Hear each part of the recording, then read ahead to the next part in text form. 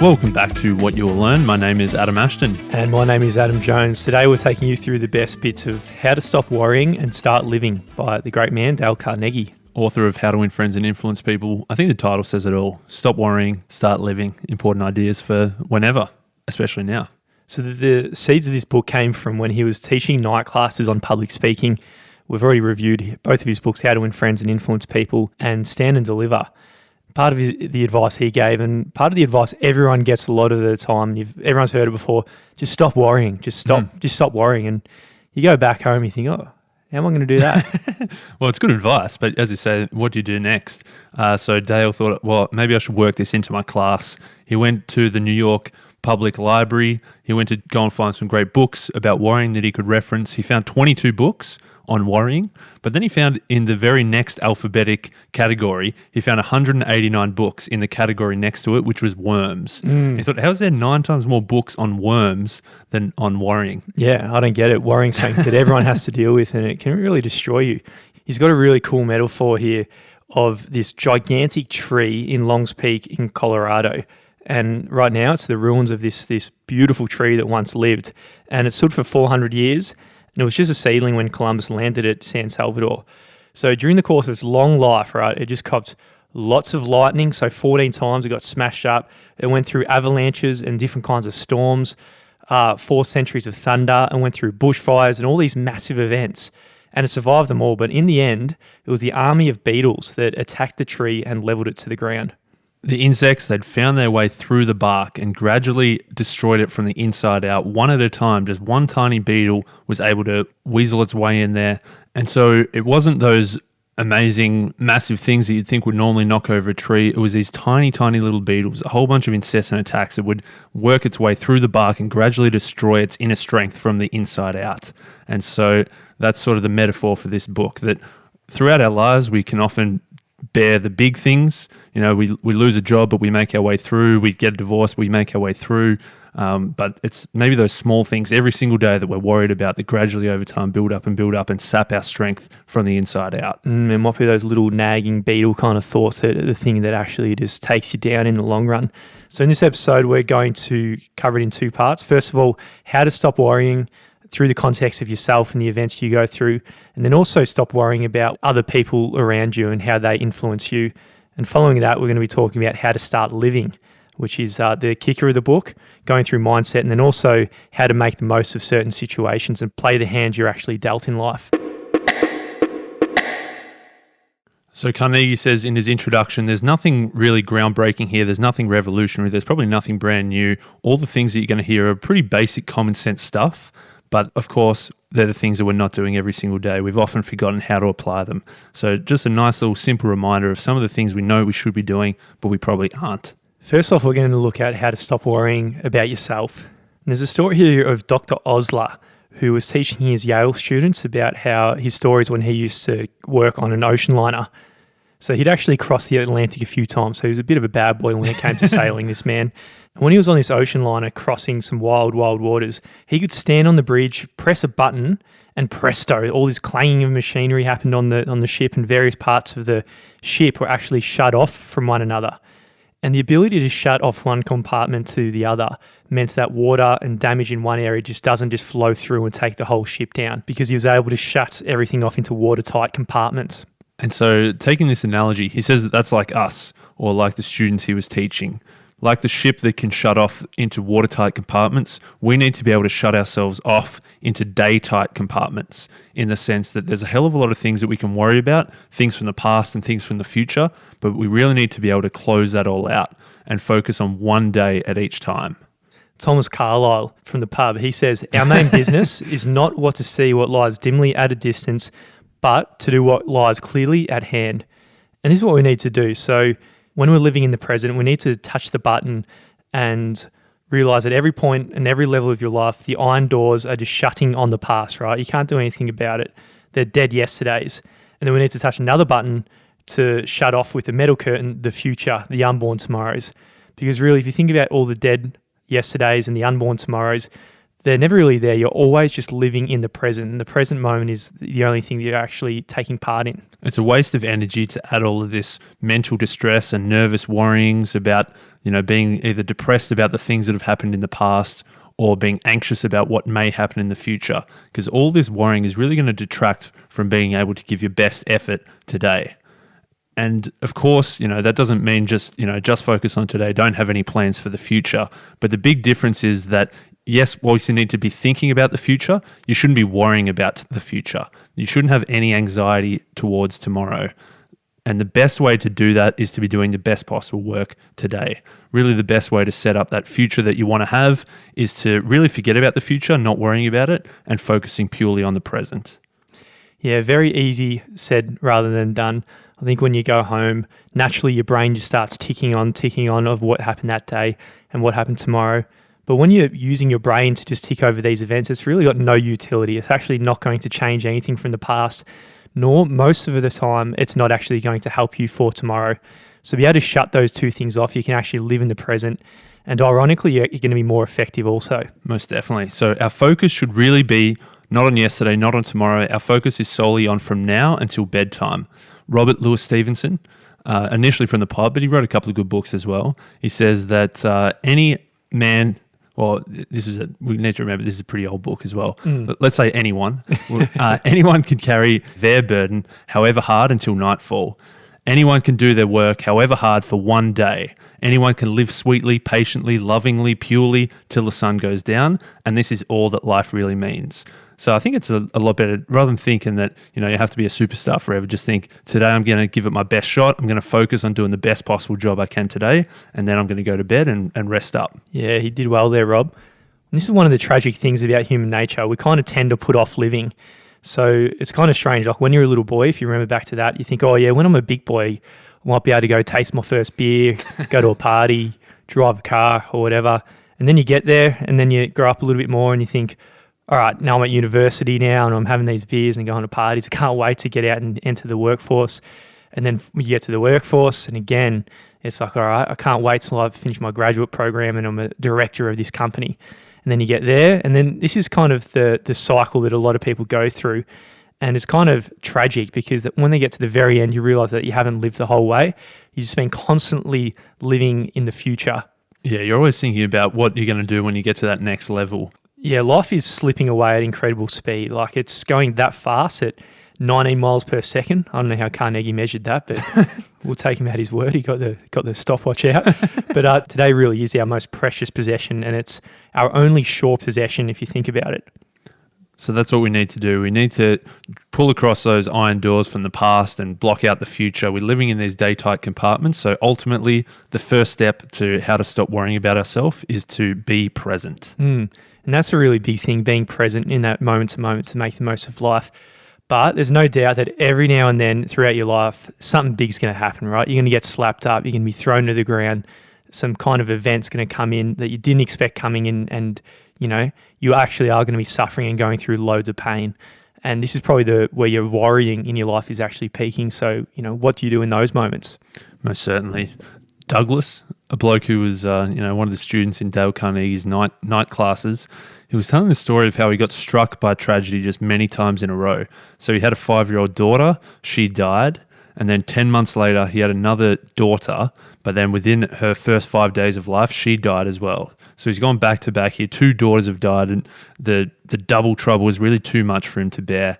He felt like his body was just sort of trapped in a vice. He felt like the jaws of this vice were contracting tighter and tighter and bearing down on him, his body, his mind, this tension, this grief. He felt like he was absolutely paralyzed by this sorrow. But he was lucky he had one child left. He had a 4-year-old boy, and the 4-year-old boy said, "Daddy, will you build a boat for me?" Now, when he's stuck in his sorrow, he's paralyzed by the deaths of his 2 daughters. The last thing he wanted to do was build a boat. But this little pesky son wouldn't leave him alone until he built a boat. And so in his shed, he was carving out this boat. It took him about 3 hours. And by the time it was finished, he actually realized that was the first 3 hours that he was actually able to mentally relax. It was the first period of mental peace that he'd had in months. So when you're going through those darkest of dark moments, like he was. He realized that it's difficult to worry whilst you're so busy doing something else and your mind's completely occupied in planning and thinking. So building the boat, in this case for that 3 hours, just kind of knocked worry out of the ring completely. So from that moment, he realized that he resolved to keep on busy.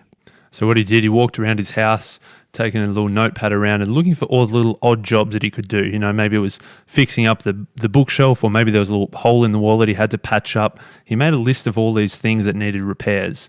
And over the course of the next couple of weeks and months, it gave him a big list of things to do that was able to keep him busy. And by keeping busy, he was able to block the worry out. Carnegie says nature rushes to fill the vacant mind, and if there's been a tragic event in your life and your mind's vacant, you know, what else can happen other than being completely occupied? I think it's easy to go on the high horse here and say, oh yeah, you're just running away from something and not processing it. But I don't really think that's the case. I think this is really good advice, because when you are going through those moments of suffering, anything like this can, I'd imagine, really help. I'm being lucky that I haven't had to deal with something of this magnitude, like our mate Big here, Douglas. Big Douglas. Yeah, I don't think they're mutually exclusive. I don't think it's either you just completely ignore it and pretend it didn't happen, or you sit there and wallow in sorrow. You got to find that middle ground where obviously a lot of bad stuff's happened, but you need to find ways to keep yourself busy. And that sort of leads on to the next part, which is taking action and being decisive. We've got all these problems around us, but how do we actually start to move forward with our lives? So this is starting to get a lot more rational, right? Like how to analyze and just solve your worry problems. And the first rule in this equation is to go out there and get the facts, because unless we have all the right facts, we can't possibly even attempt to solve our problem intelligently. So confusion is the chief cause of worry. It's just people just being unsure about things and not having any facts and not sure what to do. And he says half the worry in the world is caused by people trying to make these big decisions before they have sufficient knowledge before they make them. Yeah, I think if you've got a little seed of worry in your mind and then you're thinking about it, you extrapolate it a bit, you make some assumptions. It's like this doom spiral where you'll start to just worry more and more because you'll extrapolate. If this happens, then that's going to happen next. Oh shit, if that happens, then oh my God, this is going to happen next. It's going to be like this intense spiraling out of control, where really the first step to stop that spiral is to get the actual objective facts about what's going on. Now, the second step here is, what can I do about it? My brain goes straight to a quote by the Dalai Lama that I remember. It was like, he says, if there's nothing you can do about it, then there's no point in worrying.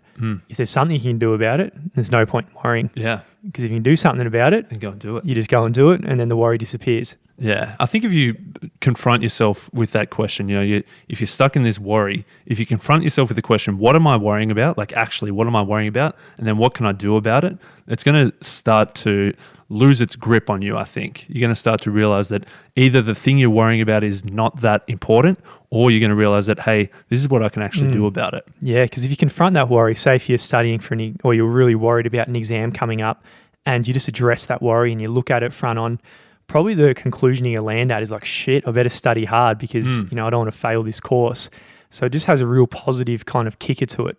So that first step there is to ask, what am I worrying about? Get yourself the facts. The second step is, what can you do about it? And then the third step is to make that decision and actually go and do something about it. William James, he comes up a lot, father of psychology or something like that. He says that when we have a decision, once it's reached, then execution is your only next step.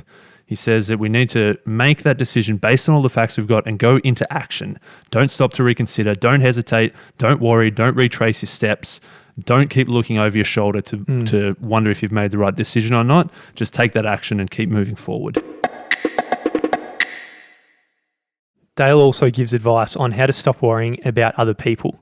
He tells us of a story of a man who attended his course. He was a big dog businessman from Texas, and he was burned with indignation, and he was pretty pissed off when he came up to him. And it was from something that happened actually 12 months ago. So he's got 34 employees, and he gave them all approximately $300 in Christmas bonuses. So in Carnegie's time, this is probably big money, right? This book was like the early 1950s, I think, 53 or late 40s, early 50s. So that's a lot of money, man. So we'll call it a couple of grand. Well, right? he gave 10 grand in bonuses at that time. So if you with inflation, it's probably that's a sizable chunk of change for sure. 70 years ago. Absolutely. So he's looking back on this moment 12 months ago and he's really pissed off.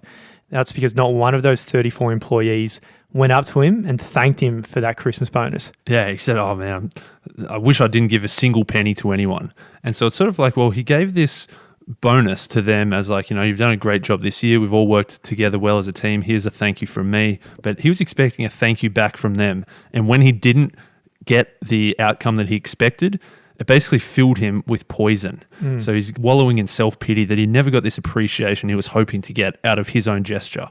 Yeah, who knows? They might have just seen it not as a gift, but as, some kind of barter for something, them doing overtime and working the extra hours, or maybe he was so critical and unapproachable that they didn't really, bit afraid to go up to him and thank him or anything like that.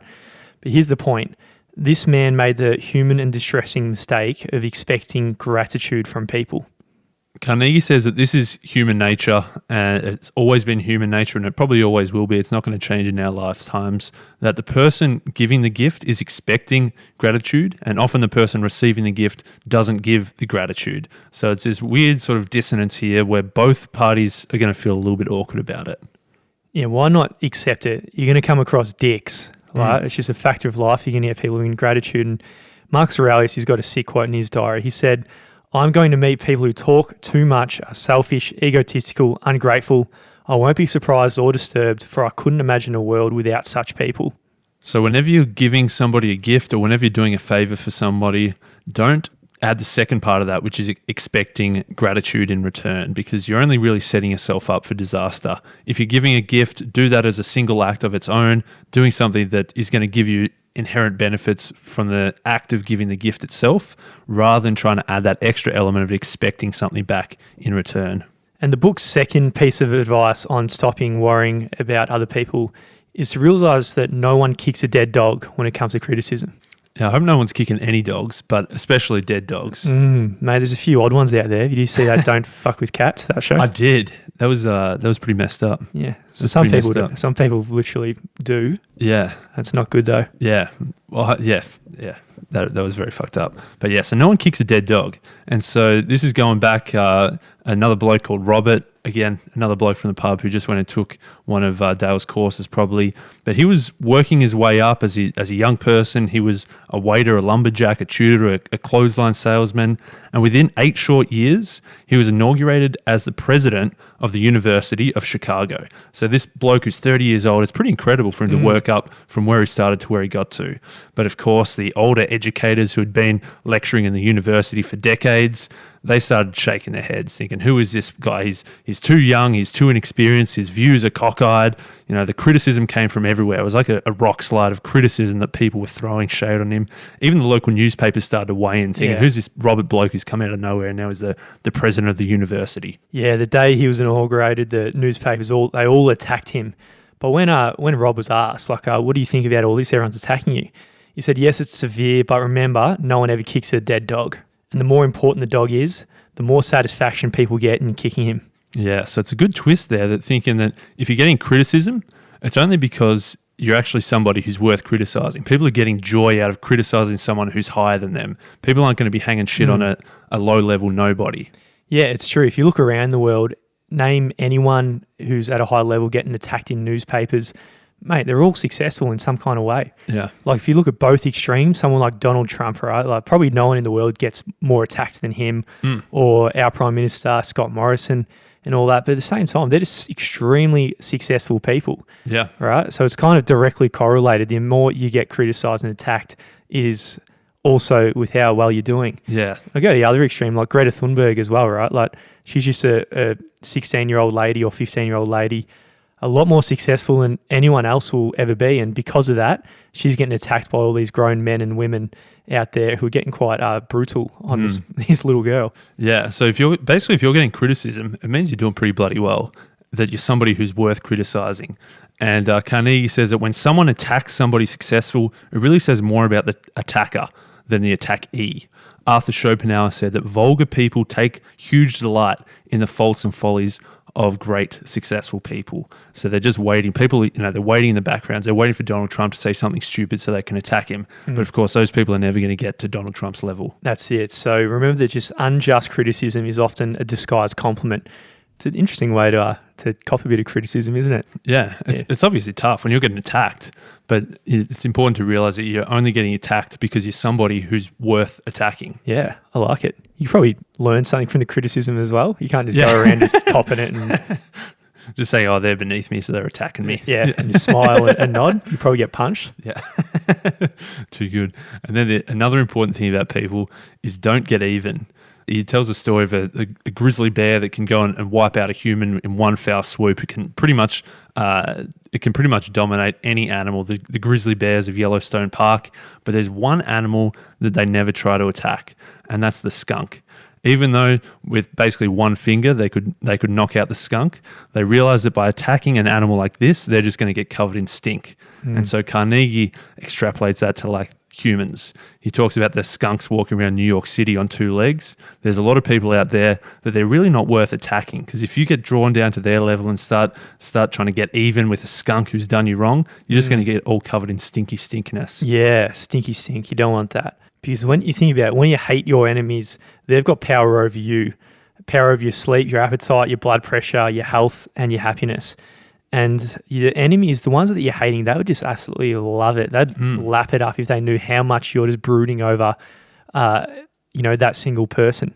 But in reality, you're better off for the enemy. The best way you can get back at them is just to not think about him in an ironic kind of way. Yeah, Confucius says, to be wronged or robbed is nothing unless you continue to remember it. So if someone wrongs you or if someone robs you, if you're stewing over this, if you're letting it affect your mood, if you're letting it affect your health and happiness, then they've really got you. And if you're just thinking about, how am I going to get this guy back? What can I do to him to get even? You're pretty much screwed. If you can just forget about it, stop remembering it, then you've taken the high road and you haven't lowered yourself to getting covered in a skunk's stink. Yeah. I still haven't forgotten that bloke who stole my laptop. 12 months now. Anyway, he's about three times my size. He'd take me out if I got angry at him. So there's a lot of Jesus stuff in this book, and he's got a quote here from the great man: love your enemies, bless them that curse you, do good to them that hate you, and pray for them which despitefully use you and persecute you. So I like this quote. Instead of hating our enemies, let's kind of pity them and thank God that life has not made us what they are. So instead of like leaping into condemnation and revenge, give them your understanding and your sympathy and your empathy. And in reality, if you were someone who had the exact same life circumstances and this dick or this arsehole who's stolen your laptop, I'd also be that person stealing a laptop of just an innocent man in Albert Park doing a podcast. That's it. As Carnegie says, let's never try and get even with our enemies, because if we do, we'll hurt ourselves far more than we hurt them.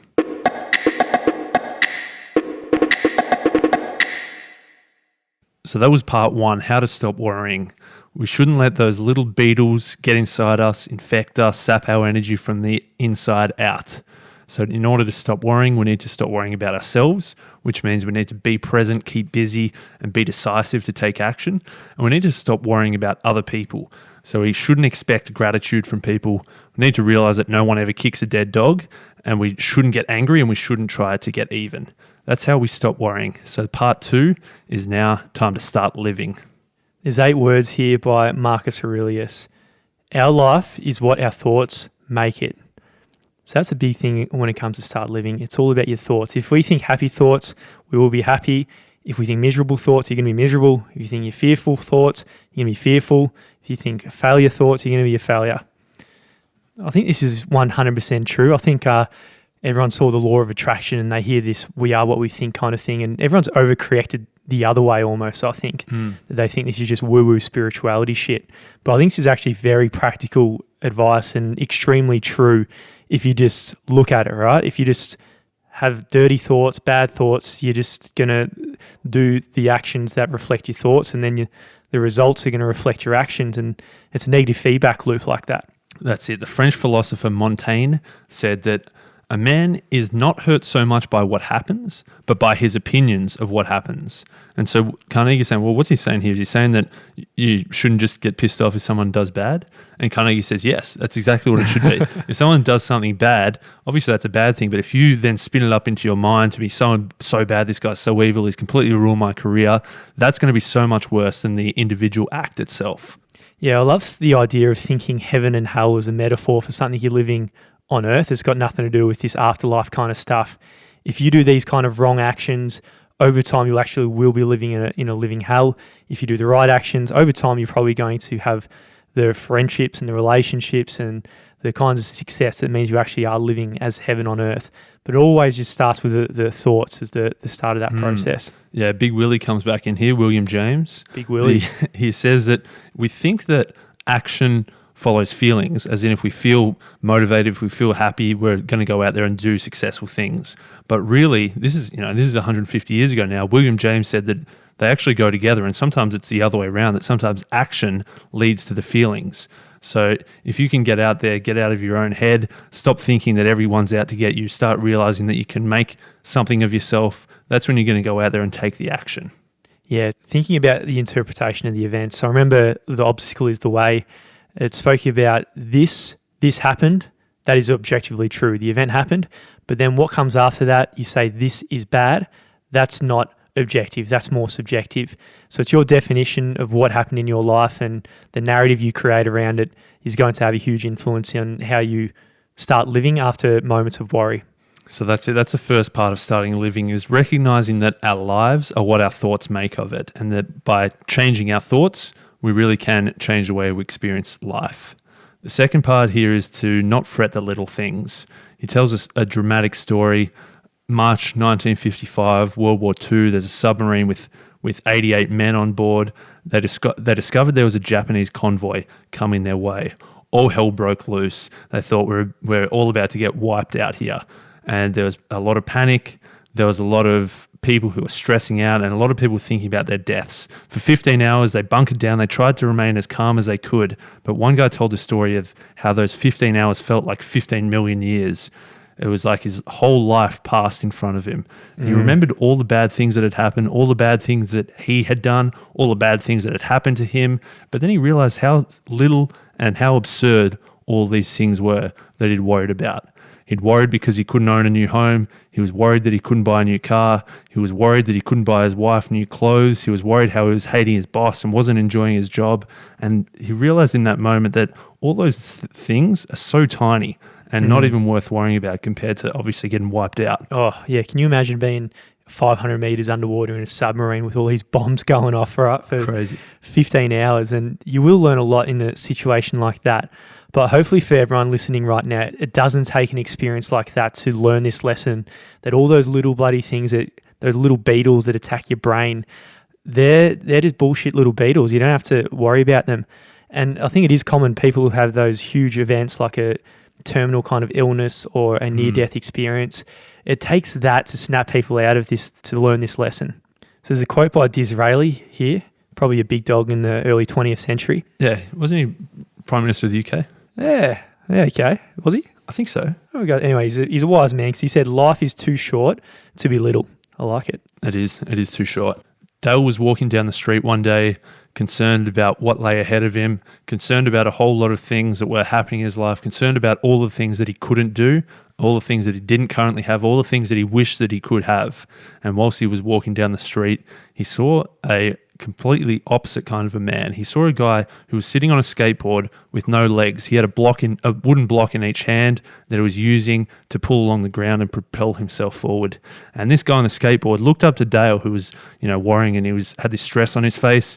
And the guy on the skateboard said, "Good morning, sir. It's a fine morning, isn't it?" And within that very instant, Dale realized that he forgot all of his worries, realizing that in the grand scheme of things, his worries were pretty tiny. Yeah. He had a lot of good stuff going on in his life. Yeah, you can always just look around to someone else in the world, and there's always someone who's going through a level of suffering that is 10 levels beyond whatever you think you are. There's a good quote here. He says, "I had the blues because I had no shoes until upon the street I met a man who had no feet," which is absolutely the case. I think any suffering that, say if you lose your business or you lose your home or anything like that, that's relatively to your country, that's a lot of suffering. But really, you can just look across borders and someone out there is actually hungry and isn't able to feed their children, right? So there's always, anyone listening now anyway, I don't think if you're able to listen to a podcast, I highly doubt that you're actually at the rock bottom of what the human experience is. Yeah, most certainly. There was a story in Time magazine of a sergeant who was in war who'd been hit in the throat by a shell fragment from a bomb that had gone off. He needed 7 blood transfusions, and then he was heading into surgery. He was pretty worried. Obviously, that's pretty serious to be in war. A bomb goes off, you get sliced across the throat, And he said to the not doctor, not good at all. He said to the doctor, will I live? And the doctor said yes. And then he said to the doctor, will I be able to talk after this? And the doctor says yes. And that's when the sergeant realized that, look, what the hell am I worrying about? If I've got those two things, if I'm alive, if I can still talk, nothing else matters beyond that. Yeah, absolutely. And if you look at the worst case scenario of whatever bad thing's happening to you, usually the worst case scenario is not that bad anyway. Will you be able to eat? Yes. Will you have a roof over your head? In almost certainly, yes. 90 or 95% or probably 98% of the things in our life are great. But unfortunately, we too often focus on that 2% of things that are wrong. If we want to be happy, we need to focus on that 98%.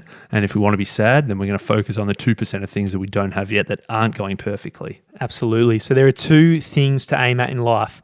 One, to get what you want from all your goals. And then number two is enjoy it. And only the wisest of mankind achieve the second one. And that's the enjoyment part. I mean, everyone else is just a never-ending story on that treadmill of wanting more and more and more and never getting there and focusing on what you don't have, rather than having the gratitude for what you've got the whole time. When Dale was a little boy, he was playing with some of his mates in the attic of this old abandoned house. So he was in one of the bedrooms of this house and he went to climb out. So he rested his feet on the windowsill and jumped. And he had a ring on his finger though. And when he jumped, the ring caught on this nail head and it tore his whole finger off, right? It's not good. And he screamed and he was absolutely terrified, right? Like his finger basically fell off, which in the moment is going through a lot of pain. It's fucked up. Yeah. You don't want that. But after the hand healed, he never really worried about it again for a split second, despite how intense that worry and that pain was at the time. So after the finger fell off, what is the use of worrying? Now the finger's not there. You forget about it. You move on. That finger's not coming back. So what he's saying here is he accepted and he cooperated with the inevitable. That's it. You could spend a whole life thinking about, man, if only I wasn't wearing a ring, if only I didn't jump off the window, if only I didn't go into that house. There's so many things that could have gone differently that day that meant he would have still had that finger. But once it's over, once it's done, it's inevitable. He lived the rest of his life with a thumb and 3 fingers, and he just had to cop it, realize that there was nothing more that he could do to change it, accept that it was inevitable, and just live the rest of his life. And this is the first aspect of making the most of a bad situation. Big Willie style, he makes another appearance here. Big William James, that is, not Will Smith. Be willing to have it so. Acceptance of what has happened is the first step to overcoming the consequences of any misfortune. I mean, shit's just going to happen, and when it happens, there's no changing it. There's no point worrying or fretting about it. It's happened, and you just need to cooperate and move on. That's it. That's part of the mindset that we need to have moving forward, that we've been dealt with this hand and that we shouldn't be overreacting to the circumstances around us. We need to recognize that it's happened and we need to recognize that this is inevitable. There's nothing more that we can do. He says, just like the masters of jiu-jitsu teach their pupils to bend like the willow, don't resist it like the oak. It means that we can bend, we're flexible to all the things that happen around us, and we're not just going to snap when something goes bad. Okay, so shit's going to happen. Another way of saying that, you could say life's going to give you a lemon. Every now and then you're going to be dealt up a hand in poker. That's not good, right? You know, 7 deuce in poker, very poor hand. And the poor hand's one thing, but the second aspect is what are you going to do with that hand? So when life gives you that lemon, you can whinge and complain about it or whatever, or you can go out there and make lemonade from this. There was a farmer who had a plot of land that wasn't at all producing what he hoped it would produce. He wasn't able to grow fruit. There was never enough food for his pigs. It was nothing but just like scrub and salty earth and rattlesnakes. There was rattlesnakes everywhere. That's a lemon. Even Carnegie says that was like a poisonous lemon. Yeah. There's not much more you can do about that. You can't grow fruit to grow. You can't raise meat and sell that. All you've got is bloody rattlesnakes everywhere. Imagine going out and buying that farm and you're expecting to go out there and planting all your apples and all your fruits and everything. And then, I don't know how they sound like. Something like that. And then a rattlesnake has a go at you. It's not You'd good be at pretty all. pissed off. It's not good at all. But this farmer, he realized he's got this poisonous lemon here. How can he possibly turn that into a sweet, sweet lemonade? And so what he did was he wanted to make the most out of these rattlesnakes. He had rattlesnakes everywhere. He could bring tourists who were coming to check out these rattlesnakes. He had 20,000 tourists a year coming to check out his snakes, and his business was thriving. He was able to take the poison and sell that to labs who were able to develop some anti-venom. He was able to chop up some of these snakes and sell the rattlesnake meat off. He was able to get the skins and sell that off to make women's shoes. It's pretty crazy that he was able to turn this pretty bad situation into something good, kind of like the Tiger King. I wouldn't know, mate. I got off that piece of shit documentary on the second episode. But there's a good quote here that goes along with that. And the north wind made the Vikings. So whenever did we get this idea? I think it's a generational thing, right? It's very common and popular that we're all about this secure and pleasant living and the absence of all this difficulty and the comfort of ease. And whoever thought that all these just ease of life where everything's just fine and is the thing and the key that's going to make your life good or happy. It's like if you were never put through any stress whatsoever in your life, you come out of your mum's womb. I've got to be careful when I go off on a tangent. And then it'd just be from there goo gaga kind of stuff, because you're not going to be stressed with anything and you're not going to learn and grow from any really outside experience. So in history, happiness and growth in character comes from all kinds of circumstances, whether it's good, indifferent, or bad. And it all comes down to people just shouldering personal responsibility about what's happening. I was just trying to think, how can we extrapolate this metaphor even further? And, one is to be expecting the goo goo gaga, that everything's going to go well. There's going to be never anything bad come your way. It's kind of like getting an apple and then turn that into apple juice. Apple juice is like, it's good, but it's not that much better than an apple. But if you've got the ability to cop a sour lemon and then through adversity you've learned how to transform that sour lemon into a sweet lemonade, that's much better. Yeah, I like it. What do you reckon? I like it. And then I continue this analogy on. When the times get good and you start giving apples, you've still got the lemonade and the apple. So you're getting the upside of the bad times and the upside of the good times. Exactly. It's probably not a good combination. Apple and lemonade? Yeah. No, that's all right. Yeah, okay. I suppose it's better than, just hoping for apples and then if you cop a lemon, you're screwed. Yeah. I think it's good. Now, the third piece of advice here about making the most of a bad situation, which is a really big one that everyone can do starting right now, and that's just bringing the right attitude to work. If you bring the wrong attitude to work, it produces boredom, fatigue, worry, resentment, and it's very easy to slip into bringing the wrong attitude to work. He says that there was Alice, who was an executive. One night she came home utterly exhausted after a tough day in the office. She had a backache, she had a headache. All she wanted to do was sit down on the couch and lay there and rest up. But when she got a phone call from a friend who said, "Hey, do you want to go out and have dinner and let's go for a dance?" Immediately her headache was gone, her backache was gone. She sprung up and she ran out of the house. Yeah. So it's very interesting that in that moment, something that she was excited about, something that she was happy about, was able to cure all that fatigue and worry and resentment that she'd built up from a tough day at work. Yeah, it just shows that the amount of energy that you bring to the present moment is just a matter of how you're perceiving the moment and the attitude that you have. So, she could have had that same energy, bouncing energy that she had for this dance that she was invited to, and she could have had that in her day-to-day work. And imagine if she had the same attitude in her day-to-day work and the two different paths that leads down for your work, if you're just bored and miserable about it, or if you're proactive and positive about it all. Yeah, if you can bring a good attitude and find a way to enjoy the work you're doing, it's a completely different outcome to if you're hating it and you're resenting it and you're hitting snooze on the alarm and wish you didn't have to go to work.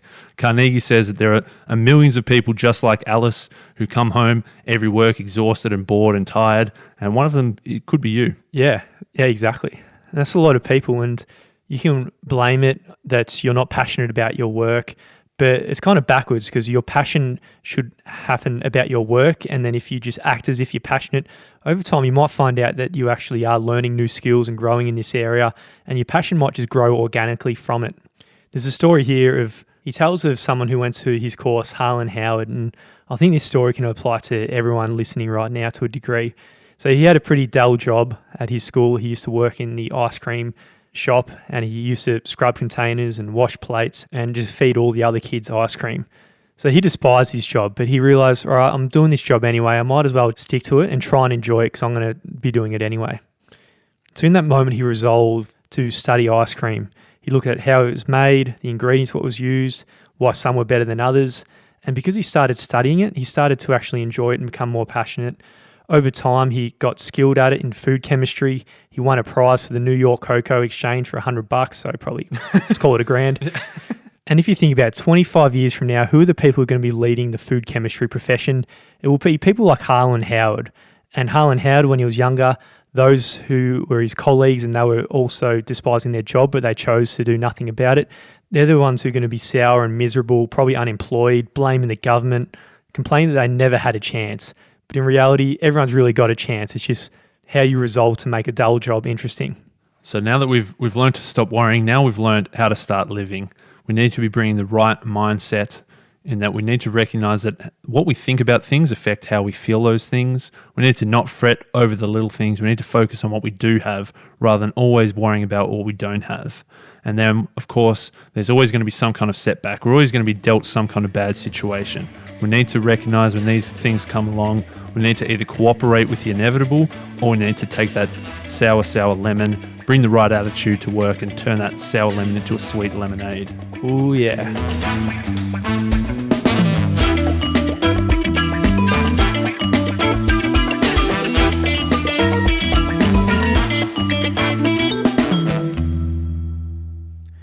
We've both read hundreds of books. We absolutely love books. And what we've done, we've taken the best bits of the best books we've read and we've ranked them in our top 50. So you can access this document for free and you can find out what our favourite book of all time is down to top 10. And even if you look at the lists 40 to 50, they're all bloody impressive books. So if this sounds like something that you want, head to whatyou'lllearn.com/top 50.